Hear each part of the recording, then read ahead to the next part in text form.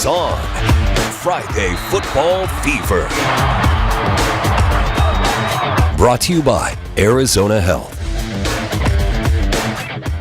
Welcome into week 3 of Friday Football Fever. Thanks for joining me. I'm Jenna Fink. We have a jam-packed show tonight with high school games, of course, but also with college football. Number 20 Arizona fell to number 14 Kansas State 31-7. It's the first loss under head coach Brent Brennan. I'll show you those highlights later in the show, but let's start with our game of the week. The Battle of Prince Road, a rivalry between Amphi and Flowing Wells. These schools separated by just a mile and a half. They've split the last 2 meetings. Flowing Wells starts on offense. Here's running back Jaden Simmons. He follows his blocker up the middle. Nice gain for the junior. You'll hear a lot more of that name tonight. Amphi doing whatever it can to stop the run. Diego Vega coming in clutch with a TFL, but it didn't slow the Cavs down for long. Handoff to Benicio Ruiz. Blink and you might miss him. He races in for 6. Flowing Wells on the board first, 7-0. Cavs back on offense on the 2-yard line. Handoff to who else but Simmons. That's a touchdown. Blocked extra points, so 13-0. Amphi trying to get something going, but Gabriel Galligan is all over it. He gets the sack. So we'll show you more Flowing Wells offense. Simmons making it look easy out there, bursts through the line and outruns the defense down the sideline. He scores again. Simmons had 100 rushing yards in the first quarter alone as Flowing Wells blows out Amphi 34-6. They'll make the short trek home, bragging rights in tow.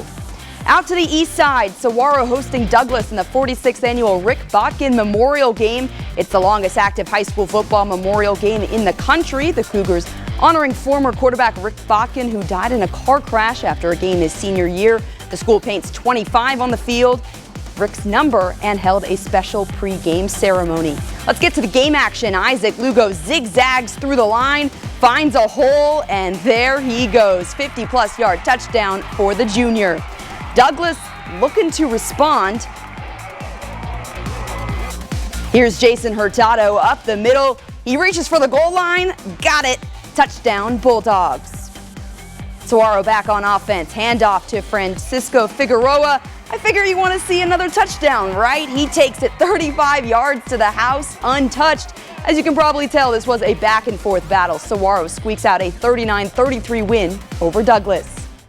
Catalina Foothills welcoming Buena to town. The Falcons looking for their first win of the season. The Colts undefeated, looking to start 3-0 for the second straight year. Let's go to the Foothills. Cheerleaders getting the crowd fired up. Student section is ready to go too, and so was Catalina Foothills offense.